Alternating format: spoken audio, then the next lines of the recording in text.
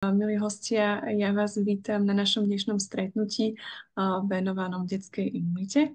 Rada vás, teda som veľmi rada, že vás môžem uvítať v mene Spirit Ateliéru, nového komunitného a yoga centra v Bratislavských Jarovciach, vďaka ktorému tu dnes sme a môžeme takto debatiť a vďaka misii tohto komunitného yoga centra poskytnúť, sprostredkovať, pomôcť ľuďom zažiť rast v radosti. Moje meno je Sabianaková, ja sa venujem vzdelávaniu dospelých a môjim dnešným hostkou, ktorá prijala pozvanie do tohto rozhovoru je pani doktorka Katka Legrand. Kati, ja by som ťa poprosila, aby si sa predstavila, aby som náhodou niečo dôležité nezabudla. Ďakujem, Sabi. Ja som myslela, že ty to uvedieš. Taký ten basic.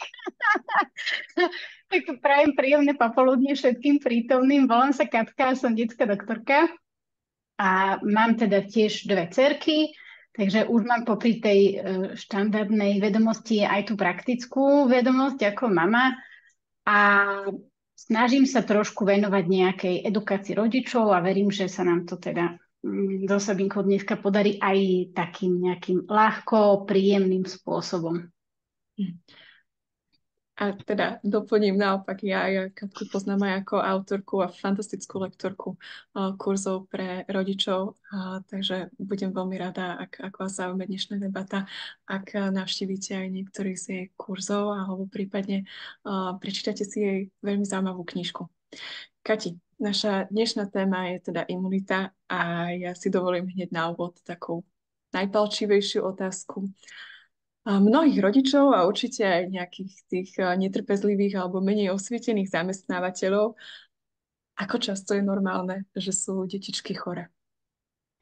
Ono v podstate treba ako keby sa pripraviť na to, že keď dieťa začne chodiť do kolektívu, tak bude chore. Samozrejme, že existujú aj také super úžasné výnimky, ktoré chore nie sú. Že mám aj také deti okolo seba, že jednoducho vymeškali aj ten prvý rok naozaj veľmi málo, ale tá väčšina detí jednoducho ako začne chodiť či už do jasličiek alebo do školky, proste vtedy, keď začne chodiť do kolektívu, začne byť aj chore. A pokiaľ tie choroby majú taký relatívne mierny priebeh, čiže jedná sa o nejaký sopel, respektíve sopel, ktorý steká, k tomu je nejaký kašel, na najvyš sú nejaké mierne zvýšené teploty, tak takýto priebeh ochorenia je 10 až 12 krát za rok v princípe definovaný ako v poriadku. Čiže skôr ide o to, že naozaj sa nám môže stať, že dieťa chodí týždeň do školky, potom je 2 týždne doma, týždeň chodí do školky, potom je 2 týždne doma, s tými triazinami to vlastne vidieť tých 10-12.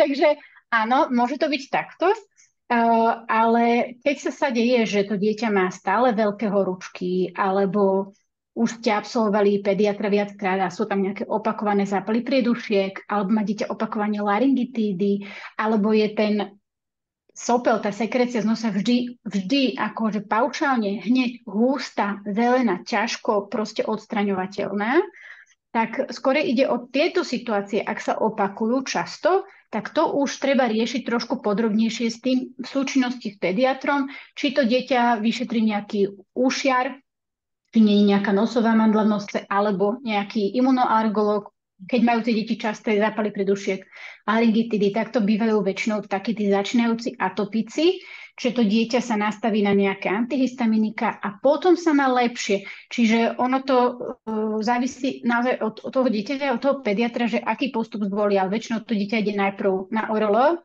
a keď na ORL nevidíme nejaký problém, tak potom dieťa je dosielané k nejakému imunoalergológovi. Alebo sú aj nejaké iné situácie, keď to dieťa býva často choré, možno, že sa tomu povenovať, ale to si naozaj skôr už ten pediatr, to dieťa pozná a vidí ten nález, vie vyhodnotiť, že dobre, tuto budeme už trošku viacej vyšetrovať. Ale naozaj bežný soplokašel 12 krát za rok je v poriadku. A ono časom bude tých chorób proste menej. Ide len o to, že na začiatku sa výrazne navýšia tým deťom jednoducho počet kontaktov, lebo už chodí do triedy s 20 deťmi a tých 20 detí má tých svojich 20 až 30 príbuzných. Čiže to, že niekto bude chorý v tej komunite, je oveľa pravdepodobnejšie, ako keď to dieťa funguje len s rodinou a nejakými blízkymi kamarátmi. A plus je tam nejaký ten faktor odlúčenia, čiže treba s tými chorobami rátať, tak by som to povedala. Áno. A my ako rodičia alebo ľudia, ktorí prichádzajú do kontaktu s detičkami, samozrejme máme záujem, aby chore neboli, tú imunitu nejako podporiť alebo stimulovať, ale sú aj rôzne názory odborníkov, ktoré hovoria, že prílišný dôraz teda na podporu tej imunity alebo nejaká extrémna nadhodnotená ochrana paradoxne z dlhodobého hľadiska môže tým detičkám nebyť najviac nápomocná alebo až ublížiť. Aký je tvoj názor na túto problematiku? Ja by som tomu rozumela tak, že brať tie choroby ako niečo, čo je úplne normálne a čo je potrebné, pretože aj ten imunitný systém sa musí ako keby vytrénovať. Tak ako sa to dieťa musí naučiť chodiť a niektorým deťom to trvá rok a niektorým deťom to trvá rok a pol, kým sú schopné samostatnej chôdze, takisto aj ten imunitný systém sa musí naučiť bojovať s tými mikroorganizmami. A naučiť sa to len tým, že bude chore. Čiže chcieť mať dieťa, ktoré nikdy nebude choré, je jednak taká trošku utopia, ale vlastne ani to nie je to, čo my vlastne chceme. My chceme, aby boli trošku choré, aby si to odžili a oni to proste budú čím ďalej tým lepšie zvládať. Aj tie choroby budú kratšie, budú miernejšie, budú menej časté. Čiže asi to vnímam skôr takto, že nesnažiť sa tie deti chrániť od tých infekcií, pretože si nimi musia prejsť. A my keď budeme oddialovať ten nástup do toho kolektívu, že áno, sú deti, ktoré sú doma 5-ročné a potom idú už iba do tej predškolskej. Samozrejme je to vždycky výber rodiča. Keď sú rodičia, ktorí chcú proste sa venovať tomu dieťatku, majú ten priestor, jasné, ale ak by to robili len preto, že si myslia, že keď dajú to dieťa v 6. roku, že nebude choré, tak to tak proste nefunguje. Ono bude chore vtedy, keď začne chodiť medzi tie deti. Čiže nemá veľmi význam to nejako oddialovať. A čo sa týka nejakého posilňovania imunity, tak to je skôr o tom, že na vlastných deťoch mám také odpozorované, že ja mám pocit, že či im dám akýkoľvek vymysel sveta, že proste aj tak skôr budú. Čiže áno, máme nejaké možno, že beta-glukány, ktoré majú nejaký prebiotický efekt a podporujú ten mikrobióm.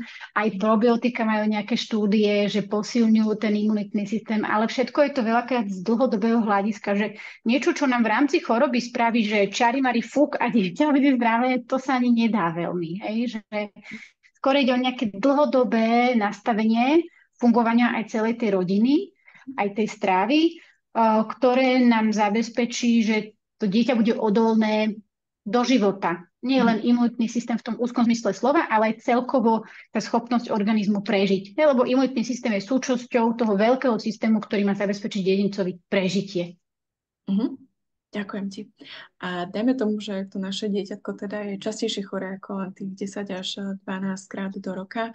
Všimneme si to, možno chceme ho podporiť. Spomínaš aj stravu, spomínaš aj probiotika, prebiotika.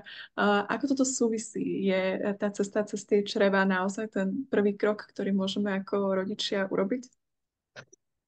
Ide o taký súvis, že ono vlastne ten imunitný systém v užšom zmysle slova má nás ochrániť pred nejakými noxami z vonkajšieho prostredia. Čiže pred akýmikoľvek vecami, to sú mikroorganizmy, prachové častice, pelové častice, kovy, čiže čokoľvek, čo zvonka nám môže nášmu organizmu poškodiť nejaké naše bunky, tak keď dochádza kdekoľvek na tele k poškodeniu buniek, tak ten imunitný systém sa snaží to riešiť. Čiže buď nám bude zabíjať tie mikroorganizmy, alebo bude nejakým spôsobom bojovať proti tomu pelovému zrnku, alebo niečo spraví s nejakou prachovou alebo kovovou mikroskopickou časticou.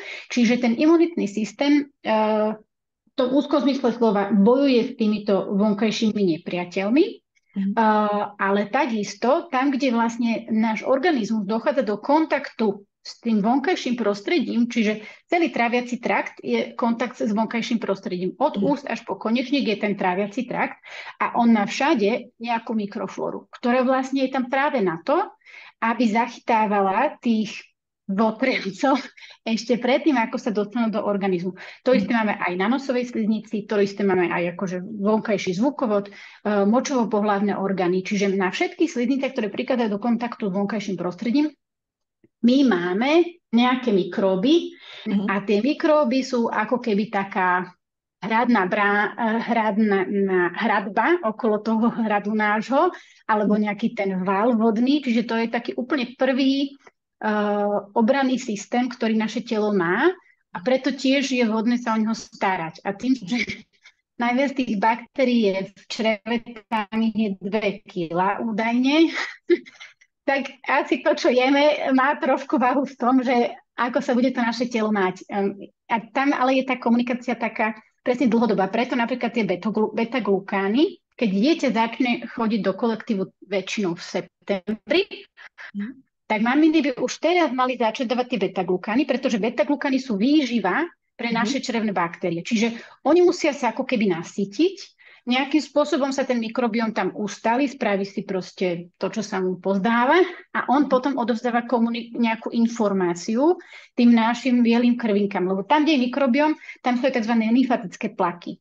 A tie lymfatické plaky sú vlastne lymfatické tkanivo, kde bežne máme prítomné nejaké biele krvinky.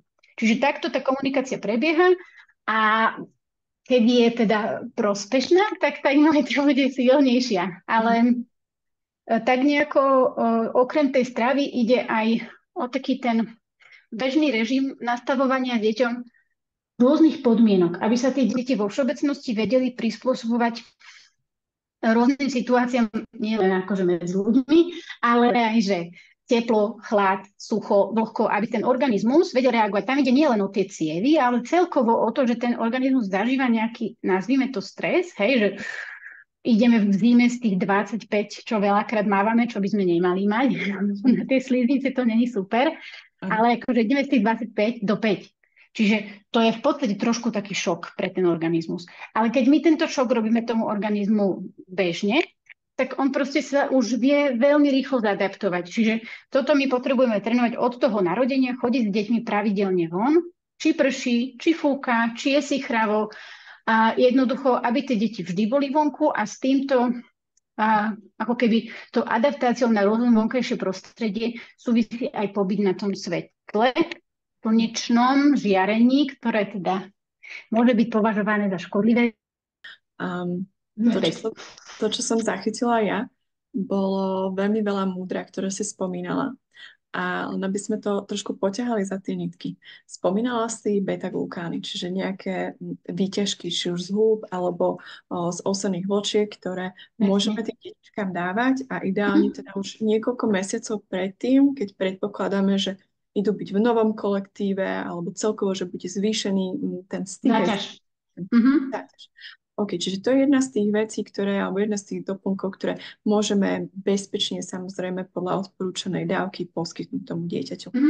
Čo ešte z tej stravy? Čo sa možno aj u vás doma tak osvedčilo, že podporuje tú imunitu, tie detičky to ľúbia, neodmietajú to? Ako môžeme ešte takto prirodzene podporiť? Tá strava vo všeobecnosti má byť predovšetkým pestrá, aj keď stále to počujeme, čo to znamená. Čiže nech je tam proste z každého rožku trošku, raz to, nie nejaké špeciálne super reštrikcie, ale nech to dieťa jednoducho vidí na tom tanieri aj zeleninu, aj čerstvú, aj spracovanú, ovocie, aj čerstvé, aj spracované, nech sú tam aj obilninové výrobky, aj celozrné, aj rafinované, alebo teda spracované. Nech je tam celá škála tých obilnín, nie len proste také tie bežne dostupné, ale napríklad pšeno má veľmi veľa železa, pohánka má zase nejaké ochranné látky na cievy. To celozrné obilniny majú tú výhodu, že majú viacej vlákniny. U tých malých detí sa neodporúčajú práve tieto, lebo tá vláknina nie je pre ne úplne super. Čiže celozrné obilniny, oni sú vhodné, pretože majú tie vlákniny viacej. A tam teda len poviem, že tá vláknina je pre nás nestraviteľná a to je práve tiež tá potreba pre tie baktérie v čreve. Čiže to isté strukoviny. Zase, ono tak aj laicky sa dá povedať, že čo ho nás nafúkuje, to je preto, že tie baktérie si na tom pochutnávajú. Čiže tiež to netreba preháňať. Ani kapustu kyslú nemôžeme jesť každý deň, lebo by nám prásklo brucho. Ale čiže raz za čas je super, lebo kapusta kvasená jednak má probiotika, jednak má vlákninu a jednak má vitamín C. To je vitamín C, ktorý bol pre našich predkov jediný zdroj počas zimy. Lebo neboli už tie jablčka a neboli vtedy ani citrusy, ale v tej kyslej kapuste ten vitamín C stále je. Samozrejme potrebujeme mať aj mäsové výrobky, ideálne striedať. Nie každý deň, to nie je úplne super vhodné mať každý deň mäsové výrobky, ale treba ich mať a treba mať rôzne, lebo zase telacie má trošku iné výživové hodnoty ako kuracie, ak niekomu chutí jahňacie, takisto mliečne výrobky. Zase tiež je super, ak je tam širšia škála, ak sú tam aj tvrdé syry, ak sú tam aj jogurty, vajíčka samozrejme, čiže ryby. Jednoducho to dieťa má jesť všetko, len tá jediná zásada, ktorá je asi najťažšia, je, aby to bolo kvalitné. Aby sme vedeli, odkiaľ to pochádza. Ideálne, aby to bolo lokálne, čiže naša krajina, Stredná Európa, alebo aspoň Európa. A potom, aby to bolo ideálne to, čo teraz dozrieva. Čiže my teraz ideme do krásneho obdobia, kedy budú ovocia postupne, potom zeleninky. Čiže teraz to treba jesť, zase to netreba super preháňať. Teraz si môžeme dávať aj čerstvé šalaty. V zime napríklad nie sú úplne hodné čerstvé šalaty studené, to telo potrebuje ohrievať.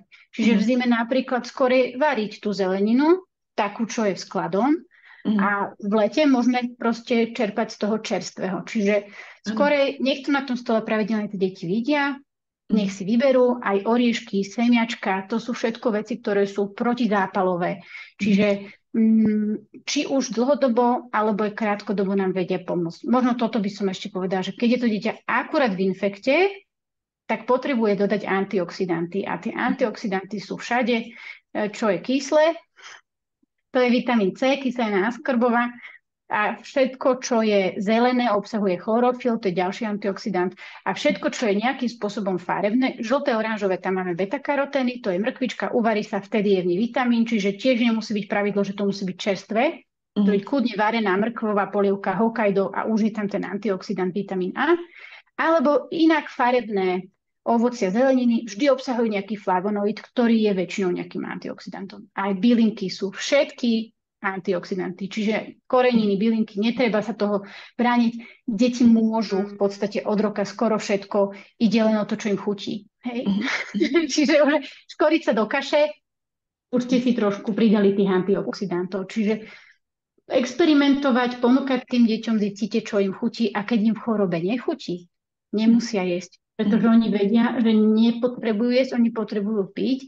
A my keď jeme, práve tým, že je to cudzie, tak sa nám celá imunita sústredí do tráviaceho traktu a potom vlastne ako keby nemá priestor bojovať s tým mikroorganizmom tam, kde my to potrebujeme. Čiže tie deti presne vedia, čo potrebujú, keď sú fakt chore. Hej? Potrebujú oddychovať, spia a nepotrebujú jesť. Čiže netreba ich nútiť.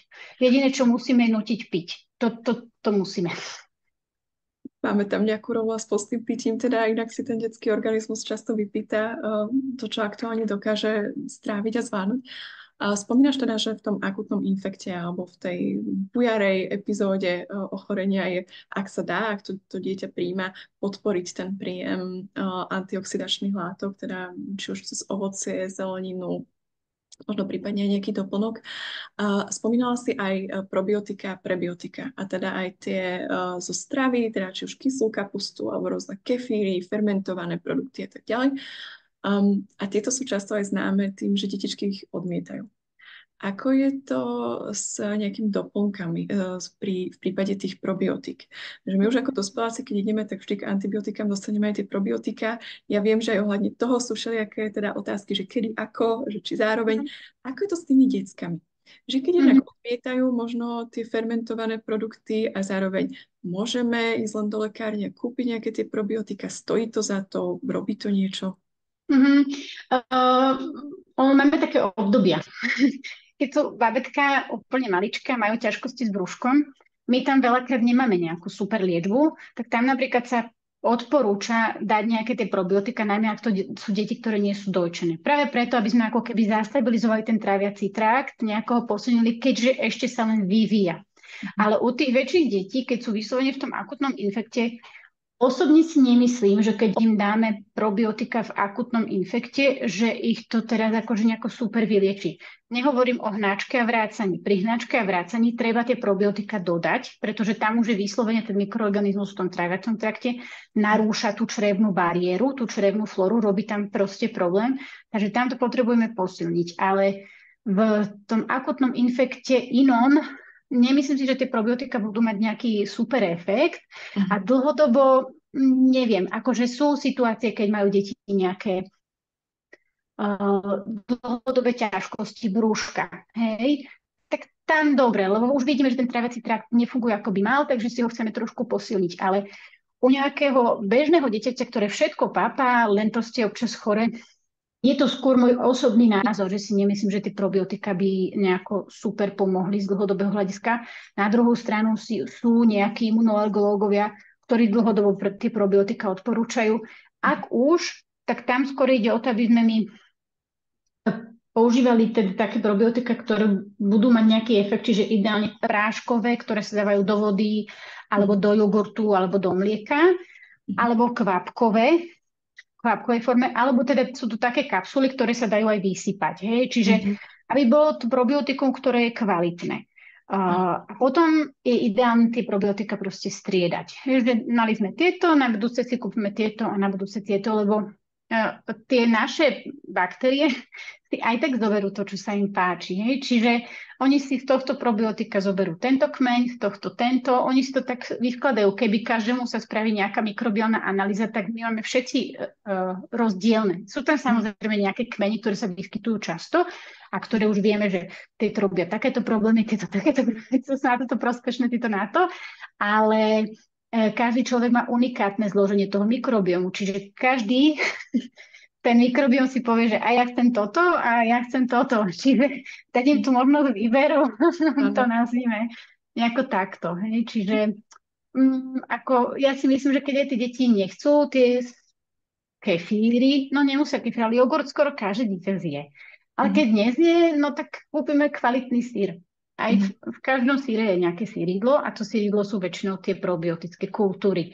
A ideálne sú síry, ktoré sú z nepasterizovaného mlieka, dlho zrejúce. Čiže tam naozaj je tých baktérií viac. A tým, že sú dlho zrejúce, tak už nám tam nehrozí nejaká listéria alebo takéto nejaké škaredé baktérie. Alebo brinza napríklad je super, len teda treba tiež vedieť, že či je ten zdroj spolahlivý, aby tam tiež nebola encefalitida alebo nejaká taká iná infekcia v tom nepasterizovanom mlieku. Čiže myslím si, že na trhu je veľmi veľa možností týchto probiotikami nabitých potravín. Ty si veľmi pekne povedala kváskové pečivo. Hej? Takže možno niektoré dieťa nebude chcieť mliečne výrobky, ale bude mu chutiť kváskový chlieb. Čiže niečo si z týchto veľa výrobkov určite vyberie. Áno. Čiže radšej ako ísť do tej lekárne, keď nemusíme teda, nie je to špeciálne pre to dieťatko dôležité príjmať tie probiotika v tej kapsulovej forme alebo akékoľvek inej forme z lekárne, tak naozaj, že sa oplatí skôr investovať a skúšať v rámci tých potravín, že čo bude ochotné zjesť a keď nie teda toto, tak vyskúšame niečo iné, nejakú alternatívu. A keď spomínala si aj, že ten náš imunitný systém funguje ako taký strážca, ktorého úlohou je aj to, ten peľ alebo to zrnko peľu, ktoré príjmeme cez ústa, nos, akokoľvek, nejakým spôsobom niečo urobiť s tým v našom organizme. Čo ma privádza do témy alergie. Ešte viem, že donedávna bolo skôr zvykom, že tie detičky chrániť od psov, mačiek, možno od dvora, od sliepok, tak sa hovorilo, že to nie je úplne zdravé, alebo od prachu, alebo mať takúto prehnanú snahu o dokonalú hygienu, naozaj takmer až sterilné prostredie. Na druhú stranu nechceme, presne ako spomínaš, aj s tou listériou alebo s nejakými nebezpečnými baktériami alebo vírusmi, aby to dieťa zbytočne prichádzalo do kontaktu.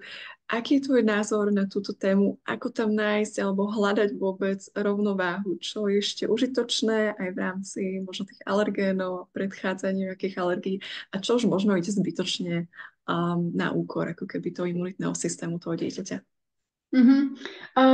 Tak ono, niektoré veci sú už ako keby aj podložené nejakými štúdiami, že tie deti, ktoré bežne prichádzajú do kontaktu so zverstvom,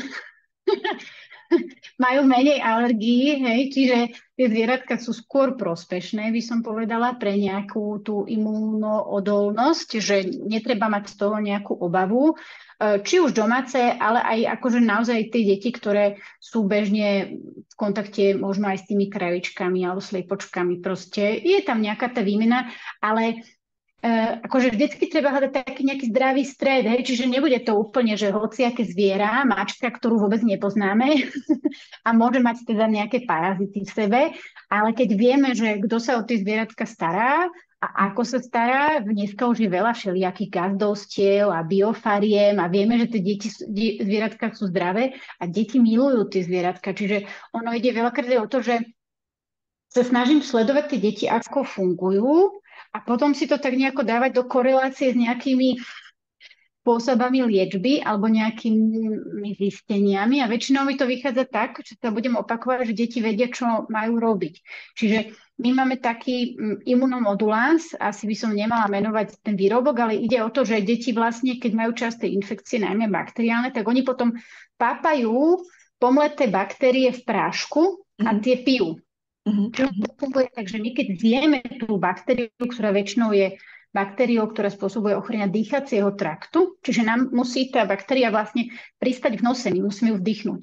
Mhm. Hej, alebo sa dostať do tých plúc a my takto ochorieme, že to príde na tú vnímavú sliznicu. Ale keď sa tá časť tej baktérie dostane do črevného traktu, teda do tráviaceho traktu, tak jednak sa akože v tom žalúdku rozloží, máme tam kyselina fluorovodíková a potom vlastne už v tom čreve sú len tie čiastočky, ktoré na tej sliznici čreva tie naše imunitné bunky rozpoznávajú, učia sa tvoriť protilátky a keď potom sa objaví tá baktéria v nose, tak oni už vedia, aké protilátky majú produkovať. Čiže my keď príjmame tie baktérie, že ich zjeme, tak sa týmto spôsobom imunizujeme. Čiže to, že deti všetko dávajú do úst, ja chápem ako presne taký istý princíp, že oni sa sami chcú imunizovať, lebo ale zase bežná vec, hej, že nenecháme ich papať všetko na ihrisku, Áno. ale keď sme doma, kde vieme, že aj pod chvíľou upraceme, my sa vyzúvame. Nie všetky národy sa vyzúvajú, ale my sa vyzúvame, čiže nedonesieme si sem domov všetku špinu z toho chodníka a z tých ciest. Mhm. Čiže na tej našej podlahe sú len veci, ktoré sú naše opadané bunky. Ak my niečo takto vykýchneme a on to spadne na tú zem, tak už to odumrie. Niektoré vírusy možno prežijú pár hodín, ale väčšina proste, jak to padne na zem, tak ono to proste už neprežíva. Čiže keď to dieťa to z tej zeme oblizne, vie, môže to vyzerať hnusne, ale ono sa vlastne, tie deti sa sami trénujú, hej, že Áno. všetky deti chcú oblizovať kľúče. Je to hnusné, lebo kľúče držíme v rukách a rukami všetko chytáme, ale proste, keď sa na to pozrieme úplne racionálne, tak to dieťa to iba zje. Ono Mhm. sa s tým neinfikuje, lebo si to nedá do nosa. Ono to chce obliznúť a chce to zjesť. Čiže Áno. ja to beriem tak, že keď tie veci, čo sú u nás doma na zemi, mamina nebude riešiť, tak vlastne bude tomu dieťaťu pomáhať. Či je schopná nechať dieťa oblizovať kľúče, nemusí. Pre mňa to je tiež už taký hardcore, ale Mhm. mami, ktoré sú v tomto smere proste úplne že laxné, že to neriešia, tak ja ich beriem, že oni vlastne to robia pre to dieťa veľmi dobre. Čiže Taký paradox. naozaj prílišná sterilita nie je vlastne prospešná. Aj dokonca bola taká štúdia robená, že to je už taká ťažšia téma, ale vlastne aj tie akutné lymfoblastové leukémie, ktoré sa týkajú hlavne tých malých detí škôlkarských, tak ak dieťa do 1. roka prekoná aspoň jednu infekciu, tak má ochranný faktor pred rozvinutím leukémie, že veľmi veľa z tých detí, ktoré mali toto ochorenie, bolo vlastne super zdravých v tom Mhm. prvom rannom období. Čiže ja viem, že žiadna mama si nepraje, aby dieťa malo horúčku, sopel, kašel. Čím sú tie deti menšie, tým je ten kašel aj sopel vážnejší.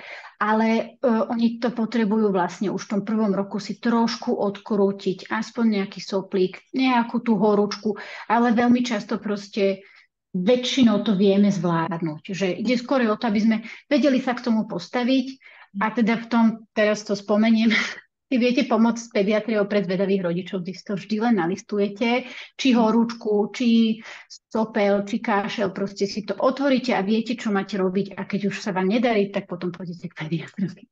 Že ako hľadať ten zdravý rozum aj v tomto, že poznám zvieratko, viem, kto sa o neho stará, tak je to vlastne užitočné pre to dieťa a dovoliť mu ten kontakt, že buduje sa tá imunita.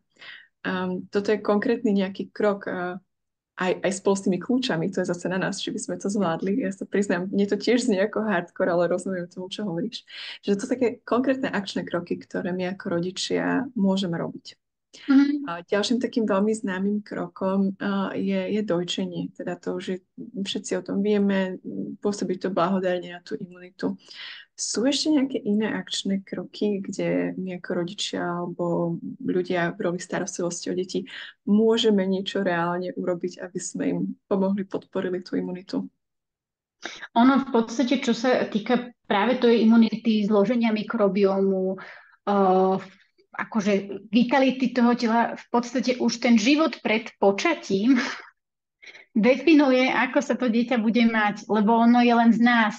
Čiže akú kondíciu máme my, ako sa my stravujeme, aký my máme mikrobiom, aké my máme nastavenie nejaké, že chodíme von, nechodíme von, hýbeme sa, nehýbeme sa. Toto všetko vplýva na naše zdravie a vlastne toto už ide do tých pohlavných buniek. A potom už ani nehovorím o tom, že keď mamina už je tehotná, už je s tým babetkom, tak to babetko vlastne prijíma tú matkinu stravu. Čiže aj tá mama by mala akože rozmýšľať, čo spápa, lebo to ovplyvňuje napríklad neskôr, keď už aj dojčí, do určitej miery niektoré veci, napríklad mastné kyseliny. Pomer tých mastných kyselín v mlieku súvisí s pomerom mastných kyselín v strave matky. Nemôžeme my ovplyvniť tvorbu mlieka tým, že budeme viac jesť. To sa nedá. To sa dá iba viacej pitím. Ale tá výživnosť a zloženie tých niektorých súčastí mliečka môže byť ovplyvnené na to stravu mamy. Čiže ona už v tom tehotenstve by mohla dbať na to ako papa, aj ako vlastne prežíva to tehotenstvo. To dieťa vníma všetky pocity mamy, čiže ak to dieťa sa má počas toho tehotenstva skvelé, tak už má ako keby taký dobrý štart. A to isté vlastne je potom aj už keď sa to dieťatko narodí. Čiže ja aj hovorím tým párom, rodičom, že veľmi dôležité je to prvé obdobie, aby tam bola podpora toho otcina aj prípadne rodiny k tej mame a k tomu bábätku, lebo aj ten pocit bezpečia pre to dieťatko je veľmi dôležitý a taký až určujúci do celého toho života. Čiže keď to dieťa aj má nejaké ťažkosti, ale cíti tú oporu, tak vlastne zvládne tie ťažkosti vždycky lepšie. Že ono tam si tvorí ten pocit bezpečia a ako keby, neviem, ako to lepšie povedať, ale proste to dieťa bude také lepšie nastavené, ako keď niektoré situácie sa nedajú ovplyvniť. Áno, že aj kedysi dávno to bolo inak. A kedysi dávno sa stávalo, že deti, ja neviem, keď mali potrebu nejakej intenzívnej starostlivosti, tak boli sami v tej nemocnici, lebo mama nemohla byť s tým bábätkom. Hej? Čiže také dieťa je ako keby opustené. Hej? A ono bude mať... Ono to tak prežíva, ako keby veľmi, to babetko vlastne nectí tú mamu pri sebe, čiže a keď má ešte nejaké ťažkosti, tak o to viacej. Stačí, že nás vonia, oni nás cítia nosom, čiže oni potrebujú len cítiť, že sme pri nich a to, že či nevyriešime ich problém, to nevadí. Potrebujú vedieť, že sme tam.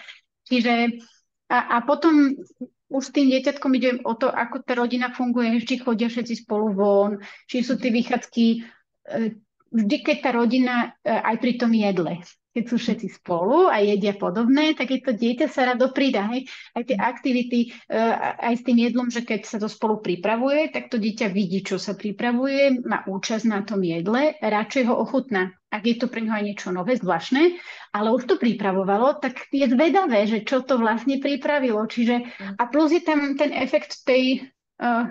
byť spolu, hej, tak, že to dieťa cíti, že to robíme spolu, že robí s maminkou, s ockom, pomáhajú.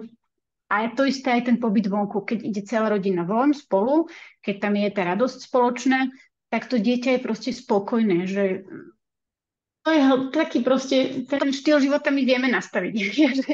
že Mhm. vieme to skúsiť, aj keď sme možno, že nezvykli chodiť von každý deň. To sa dá začať chodiť každý deň a to nemusia byť nejaké úžasné výlety, hej, že v podstate tie deti nepotrebujú nič Mhm. špeciálne, to skôr my potrebujeme, že im niekedy stačí to ihrisko doma. Že, ale keď je tam tá mamina, ktorá akože je pri tom dieťatku alebo ocino, ktorý si stavia hrať v tom piesku, Mhm. tak pre to dieťa to znamená veľmi veľa. To zdieľanie spoločne tráveného času. Že hovoríš o troch veľmi zaujímavých témach. A jednou je až tá duševná pohoda a nejaké prostredie bezpečia pre to dieťa, ktoré už samo o sebe teda ovplyvňuje aj ten fyzický zdravotný stav. A hovoríš aj o takej tej vzťahovosti alebo väzbe, ktorú vytvárame s tými detičkami vďaka našej prítomnosti kontaktu. A hovoríš aj o takých zmenách životného štýlu, že poďme sa prejsť alebo poďme dopriať tým deťom pobyt na slniečku. A premýšľam, možno poďme po rade, že poďme od toho duševného zdravia. Naozaj to tak veľmi súvisí aj s tým fyzickým zdravím. A ako to ty vnímaš v ambulancii, ako možno aj my sa vieme postarať o tú našu pohodu, aby potom deťom bolo lepšie, keďže tak veľmi vplývame na nich. Áno. To si celkom dobre povedala, tú našu pohodu. Že aj keď to dieťa je akutne chore, tak ono vlastne, veľakrát tie úplne najmenšie deti, keď začnú chodiť do kolektívu, tak oni ochorejú, pretože majú v podstate ten stres v tej škôlke. Hej, čiže to je tá duševná nepohoda, že je tam veľa detí, musia ísť podľa pravidiel, berú im hráčky, nemôžu robiť to, čo robia doma, maminka je doma, chýba mi maminka, proste, že to je strašne veľa pocitov naraz. A to takéto dieťa, keď tie pocity zbiera si do takého batohu celý deň, lebo tam nemôže sa, a keď sa pustí plakať, tak je asi trošku usmernené, že Mhm. aj keď, jasné, veľa tých školok na začiatku ráta s tým, že tie deti pláču, hej, ale Mhm. postupne je to snaha, aby neplakali, čiže oni si to aj tak zbierajú a potom, keď prídu domov, tak oni to pri prvom nejakej frustrácii, že niečo poviete, že nejdeme si kúpiť zmrzlinku, lebo je 15 stupňov. Takto deti sa dá proste do kríku. Počula som ostatne to, ako si hovorila, ten vplyv toho, že sme pre to dieťa ten bezpečný prístav, že nám sa im môže stať, že sa vráti z toho kolektívu alebo nekúpime mu tú zmrzlinu a Áno, spustí ten plač. A, áno. A my proste potrebujeme len rozumieť, že to sú všetky tie nazbierané pocity a to neznamená, že my máme dať dieťaťu tú zmrzlinu, keď je 15 stupňov, ale potrebujeme mu nechať vypustiť tie emócie preč. Čiže a prípadne mu aj akože pomenovať, že teda čo asi sa mu deje.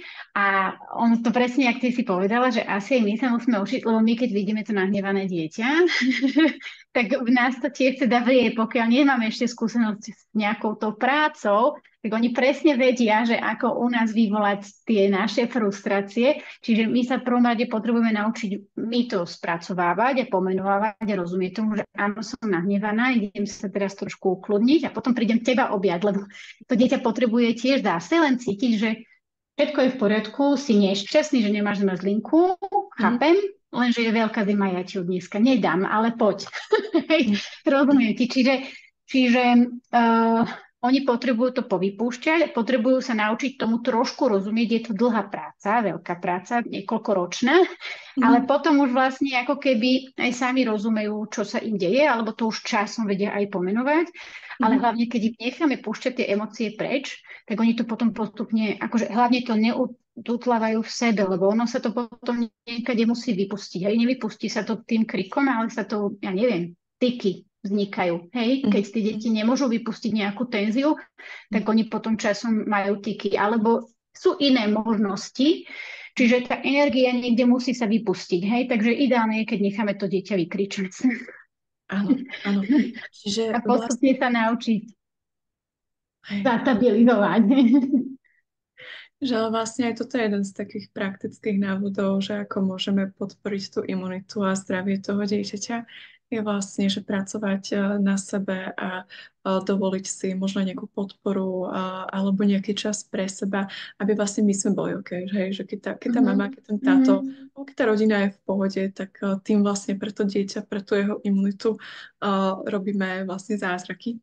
Takže Áno. nebať sa postarať sa v tom o seba a dopriať si Mhm. to, alebo zároveň viem si predstaviť, že ja keď nie som OK a mám sprevádzať nejakého malého človečika, ktorý sa ešte len učí zvládať emócie, pomenovať ich a regulovať, tak asi v tom nebudem úplne kompetentná, keď ja sama budem v nepohode.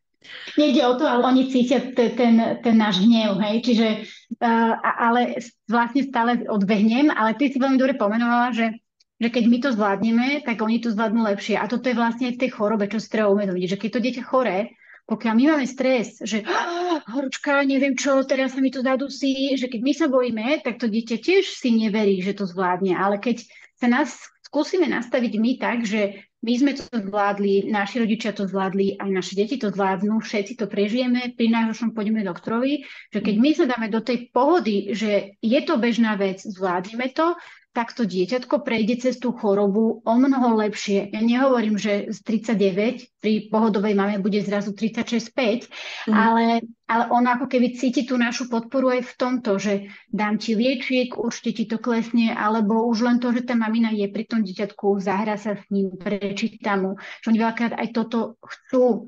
Im tá mama v tej škôlke chýba a oni keď ochorejú a sú doma a oni potom vlastne chcú byť trošku chorí. Mhm. Vedia, že keď budú chorí, Áno. budú doma.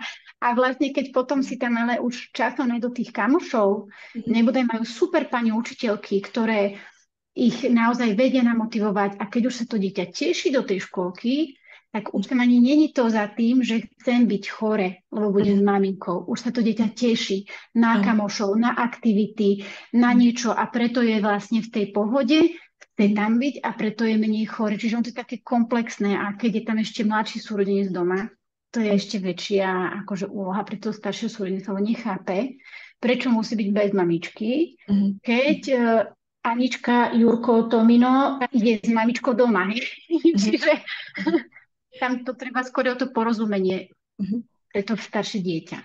Čiže otváraš veľmi takú zaujímavú tému a to je vlastne téma toho druhotného benefitu, že niekedy tá naša psychika, keď túžime po tej mamine alebo túžime byť doma, možno sa nám úplne nie najviac ešte páči v škôlke, v škole, tak vlastne nejakým spôsobom to až môže oslabiť tú imunitu, hej, a my tak povediac, nechcem povedať, že si spôsobíme, ale pritiahneme si vďaka tej oslabenej imunite nejaký ten infekt alebo už čokoľvek, aby sme mohli dostať ten druhotný benefit, teda byť viacej s tou maminou. Akože neplatí to tak paušálne, ale Mhm. akože je tam niečo, Mhm. ťažko sa to vysvetľuje, čo to je, Mhm. ale akože určite tam je aj tento parameter, Mhm. že chce byť vlastne to dieťa, lebo ono chce ísť za mnou. Ale to je prirodzené, lebo bolo s ňou 3 roky, alebo 2. Mhm. Mhm. Že Mhm. to je proste veľká vec. A ešte som závodla, čo si ale ty spomenula dobre v tej pohode, Mhm. ešte veľmi dôležité pre pohodu, aj detskú, keď zdravie, aj rodičovskú, to je spánok. Mhm. Kvalitný detský spánok je Mhm. veľmi dôležitý pre všetky regeneratívne procesy, pre funkciu imunitného systému, hormonálneho systému. S tým Mhm. spánkom súvisí práve ten pobyt na dennom svetle, Mhm. lebo to denné svetlo a to nedenné svetlo má nejaký cyklus a vplýva to práve na tie naše regulačné procesy. Čiže ten spánok je veľmi dôležitý a aj pre nás rodičov. Čiže keď my cítime, že sme unavení, my vtedy nevieme mať tú trpezlivosť s tým dieťaťom. Čiže aj veľmi dobrá knižka Prečo spíme. Ja Mhm. som pochopila, že materská dovolenka, čo spôsobuje takú materskú hlúpotu, to vlastne vôbec není materskou dovolenkou, to je nedostatkom spánku. To je vyslovene o nedostatku spánku, že my máme výpadky pamäte, že zrazu máme pocit, že nám úplne vypol mozog a ja neviem vlastne, čo som chcela urobiť, že išla som s deťmi na ihrisko, všetko som zbalila, jak som vychádzala z domu, že mám všetko. Mhm. Mhm. Úplne proste, keď je taký emočný pretlak, všetko jedno dieťa kričí, druhé dieťa kričí, neviem čo, ponáhľame sa. Mhm. Čiže ten časový pres to je úplná hrôza pre celý rodinný život.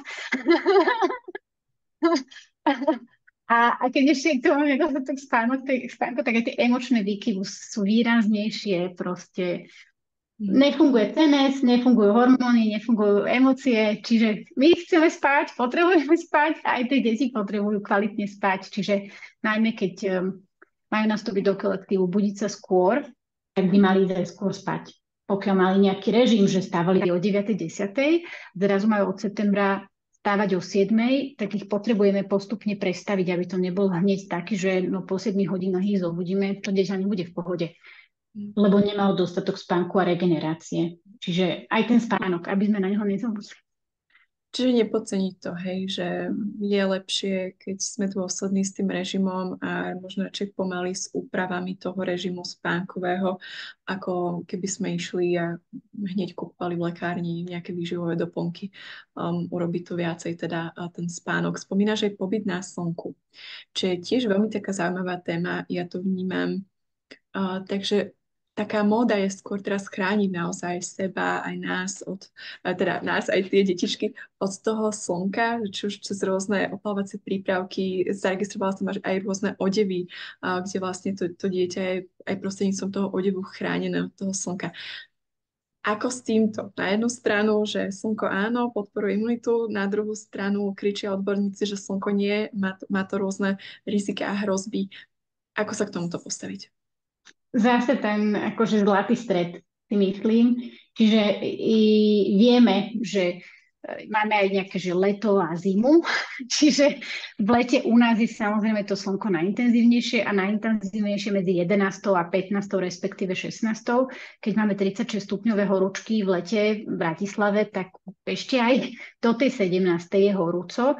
Takže jasné, že v tomto období ideálne je ani nechodiť s tými deťmi na slnko, respektíve byť s nimi v tieni. Hej, že keď sme na ihrisku, tak skúsme vyhľadať také ihrisko, ktoré má nejaký prírodzený tieň, ale do tej 10. za mňa, akože možno, že by ma teraz akože zlinčovali nejakí kožiari alebo pediatri, za mňa to dieťa v tej bezpečnom období má byť bez krému. Do tej 9:30, 10. nech to dieťa je vonku a veď ono predsa není akože na lehátku. Hej, ono sa hýbe, má šiltovku samozrejme, ideálne, alebo sú super aj také, čo majú prekryv uši, lebo uši trčia, takže sa vedia ľahko spaliť. Takže keď sú tu také tie šiltovečky ešte aj s takou plachôdkou, tuto aj nakryk, to je úplne perfektné a majú tričko, kráťa si a oni sa stále hýbu. Čiže za mňa tie deti nemajú byť kremované, majú byť skoro ráno na ihrisku vonku a takisto, keď sa chceme ísť povedzme aj kúpať, tak sa poďme kúpať radšej po tej 17. a už nemusíme riešiť krém. Alebo, dobre, ideme o 15. 16. dáme si jedenkrát ten krém, ale už ho nemusíte potom obnovovať, keď už je vlastne 5 a neskôr, lebo si to zmázalo, lebo si to neviem čo. Že už proste je to slniečko nízko, nemalo by sa stať. Akože nemôžem to zaručiť, hej, že vždycky je to aj na tej mame, jak to má pocitovo, ale napríklad teraz som bola, lebo dcerka akože ide jej 3. deň antibiotik, penicilínik, takže je doma, boli sme na ihrisku, bolo 10 hodín a teraz ešte nie sme v strede leta a videla som už mamička, že už kremovala tvár dieťatku a to dieťa malo šiltovku. Takže tam ani sa neopálí. A za mňa je to proste chémia na tú kožu, ktorá tiež má svoj ochranný obal, svoju mikroflóru a my to všetko vlastne udusíme pod tým krémom. Čiže vo všeobecnosti tá kozmetika u detí čím menej, tým lepšie. A samozrejme, keď pôjde niekto do Španielska, alebo do Grécka, alebo do Chorvátska na dovolenku k moru, tak tam sa samozrejme krémujeme všetci, aj my. Ale taký ten bežný režim si myslím, že treba chodiť s tými deťmi na denné svetlo, vtedy, keď je to bezpečné, bez špeciálnej ochrany. A pokiaľ sa nám stane, že sme úplne niekde na obed, tak ich nakrémujeme samozrejme. Čiže, ale vo všeobecnosti by deti mali byť v tieni v lete. Čiže chrániť od úpalu, ideálne v tieni sa hrať, neopalovať sa na lehátku celý deň bez krému, ale zároveň dopriať si aspoň nejaký krátky čas v tej bezpečnej zóne na priamom slnečnom svetle, aby sa tá imunita podporila, mali sme D-vitamín, fungovali dobre hormóny a blížime sa už pomaly aj ku koncu nášho stretnutia. Zostáva nám zo pár minút. Ja mám ešte 2 otázky zvedavé na teba a potom budem rada, ak sa aj naši hostia budú chcieť niečo spýtať. Takže pokojne, milí hostia, ak vás niečo zaujíma konkrétne, napíšte nám do chatu, veľmi radi zodpovieme, teda nie ja, ale Katka ako odborníčka zodpovie vaše otázky. A tie moje 2 zvedavé sú, vrátim sa ešte k tej podpore. Spomínala ste beta-glukány. Čiže už niečo, čo je bezpečné, že vieme, že môžeme ísť do lekárne, keď už sa nám to zdá moc, že viac ako 10-12 krát, alebo ide dieťa do kolektívu, že môžeme potom siahnuť. A Mhm. tá moja prvá otázka je, čo ešte? Čo je ešte také, že bezpečné, nepotrebujeme nevyhnutne sa poradiť s tým Mhm. pediatrom, môžeme to Mhm. ísť skúpiť.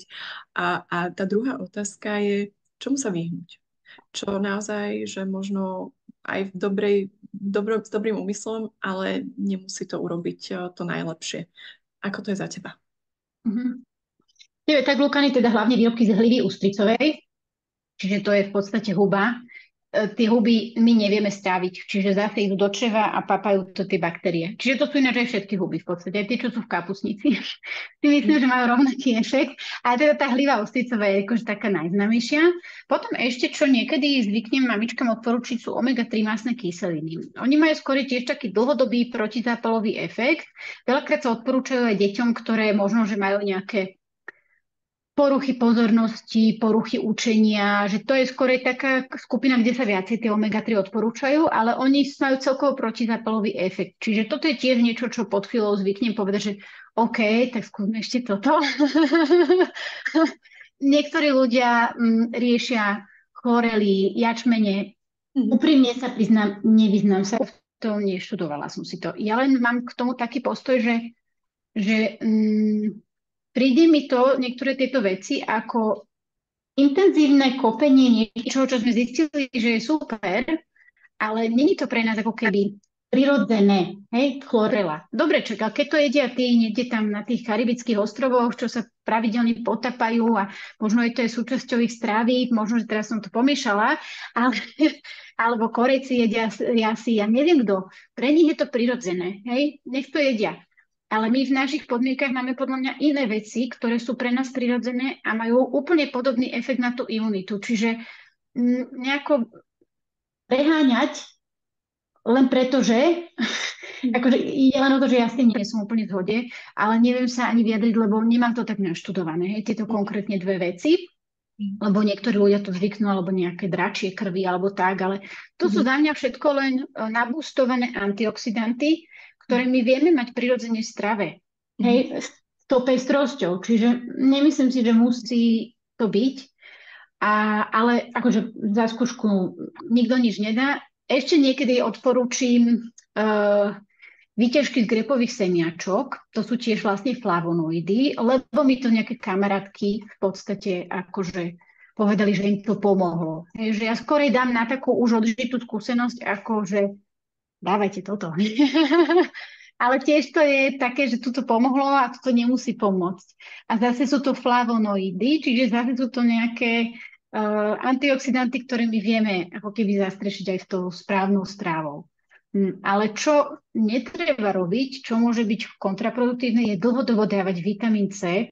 To určite neodporúčam, lebo to môže škodiť obličkám. Čiže vitamín C v tých akože ovoci a zelenine jasné, ale nepodávať medikamentózny vitamín C.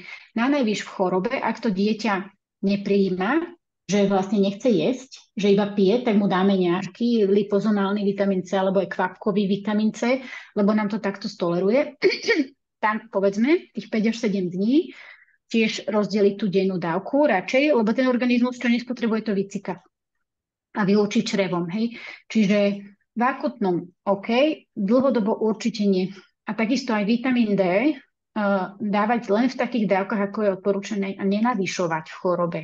Lebo vitamín D tiež vie spraviť šarapatu v obličkách. Dá sa predávkovať vitamínom D.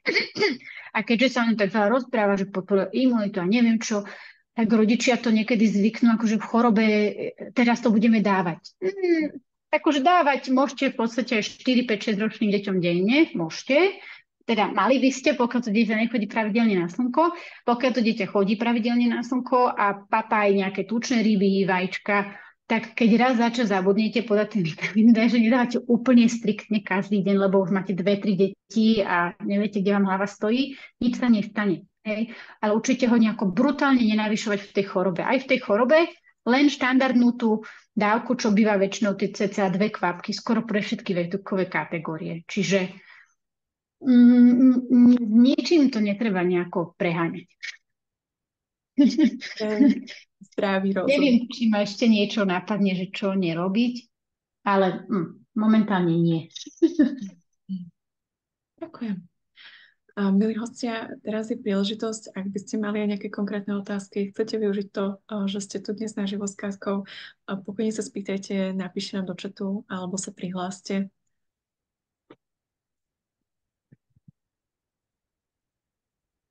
Ak nie, tak potom, Kati, to znamená, že ty si hovorila veľmi múdro a obsiažne a otázky si zodpovedala, aj tie nevyslovené, ale predsa ja by som sa ešte spýtala na záver možno nejakú myšlienku, že ak by si mala čarovný prútik a mohla by si ním tak zamávať a spôsobilo by to, že všetci rodičia, všetci tí, ktorí pracujú s detičkami, prichádzajú s nimi do kontaktu, že by mali jednu vedomosť o tej imunite a ako ju podporiť, čo by to bolo? Ja som si to včera čítala, ale ja som si nepripravila odpoveď na túto otázku. Ale ten čarovný prútik asi nie je, ale skorej tak akože veriť v múdrosť tých detí a toho organizmu a toho tela, že ono väčšinou, jasné, že vznikajú chyby v programe, ale väčšinou vie, čo mu treba, ako mu to treba a tie deti to nevedia síce povedať, ale veľakrát proste presne robia to, čo majú, správajú sa tak, ako majú. My potrebujeme sa len naučiť im veriť a dať im tú podporu a aj veriť sami sebe, že to ako rodičia zvládneme. A v tom všetkom je asi potrebné hlavne aj taká tá láska a porozumenie a myslím si, že potom už to bude všetko také jednoduchšie. A s ľahkosťou a proste taký ten zdravý sedlecký rozum, jak si aj ty povedala, že Mm, mm. Ďakujem ti na to, že si to nepripravila. Fantastická odpoveď, veľmi inšpiratívna aj pre mňa. Takže ja ti ešte raz veľmi ďakujem, Kati, že sme tu spolu dnes mohli byť, že si pomohla osvetliť, ako tá detská imunita funguje, čo robiť, čo nerobiť, čo môžeme my ako dospeláci urobiť a kedy radšej teda nechať to dieťa, aby sa vysporiadalo s nejakým tým ochorením aj samo bez nejakých špeciálnych zásahov zvonka. Takže ešte raz veľká obrovská vďaka. Ja by som opäť si dovolila upozorniť na fantastickú knižku, ktorú má Katka k dispozícii. My vám aj pošleme na ňu link, takže budeme veľmi radi, ak vás naša dnešná diskusia zaujala, aby ste sa aj týmto spôsobom viac zoznámili s Katkinou prácou. Takže, milí hostia, ja vám veľmi ďakujem za náš dnešný čas a budem rada, keď sa uvidíme aj na budúce. Majte sa krásne. a Dovidenia. ja ďakujem, Sabinka, ďakujem, bola si skvelá.